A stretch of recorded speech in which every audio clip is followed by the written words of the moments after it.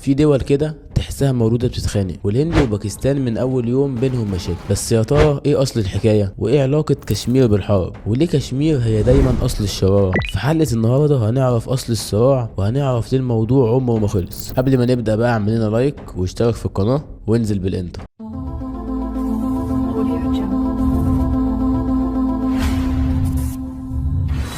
اللي حصل ببساطة إن بريطانيا كانت محتلة الهند سنة 1947، وقبل ما بريطانيا ما تمشي قسمت الهند لدولتين، الهند وباكستان. الهند عشان كان أغلبها هندوس، وباكستان اتعملت مخصوص عشان خاطر المسلمين.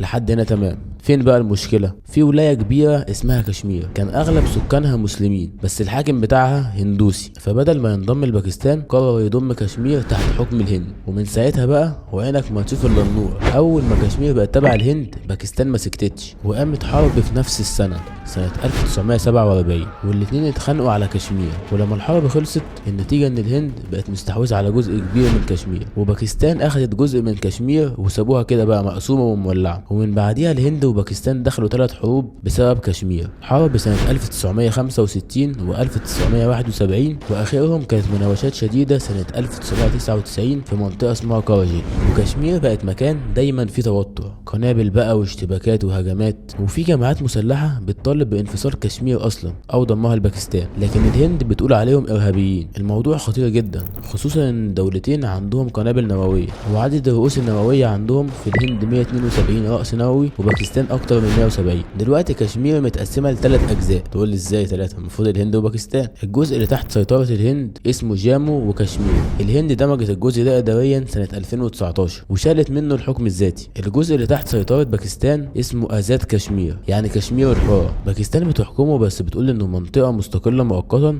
لحد ما يحصل استفتاء. الجزء الثالث بقى تحت سيطرة الصين. الصين خدت المنطقة دي بعد حرب مع الهند سنة 1962، بس الهند لسه بتعتبرهم أراضي محتلة. الموضوع معقد جدا، ومش بس كحدود، ده في دين وهوية وسياسة وشعب عايز يستقل، ودولتين مش راضيين يتنازلوا. الهند شايفة ان كشمير جزء لا يتجزأ منها، وباكستان شايفة ان مسلمين كشمير ليهم حق انهم يختاروا مصيرهم. والمجتمع الدولي واقف يتفرج وكل شوية يدعو للسلام، بس لسه مفيش حل جذري. حاليا الجيش موجود بكثافة في المنطقة، وحصلت اشتباكات كتيرة في الفترة الأخيرة، وفي قتلى من المدنيين والجيش من الجانبين. ولو فضلوا الدولتين يردوا على بعض ممكن توصل لحرب عالمية تالتة لا قدر الله. يعني الهند معاها الولايات المتحدة واللي ما يتسموش، وباكستان معاها الصين. المشكلة بين الهند وباكستان عمرها ما كانت بسيطة، ودي مش خناقة على أرض وبس، دي خناقة على الهوية والمصير. رغم كل الحروب لسه ما حصلش سلام حقيقي، وكشمير لحد النهاردة عايشة وسط النار حرفيا. لو شايفين ان الشعوب تستاهل تعيش في امان انزلوا اعملوا لنا لايك واشترك في القناة، واكتبوا لنا في الكومنتات هل في امل المشكلة دي تتحل، ولا هتفضل الحرب مشتعلة على طول، ولا ممكن يحصل حرب عالمية تالتة؟ اكتبوا لنا رأيكم، وفي كل الاحوال ربنا يحفظنا، ويلا سلام.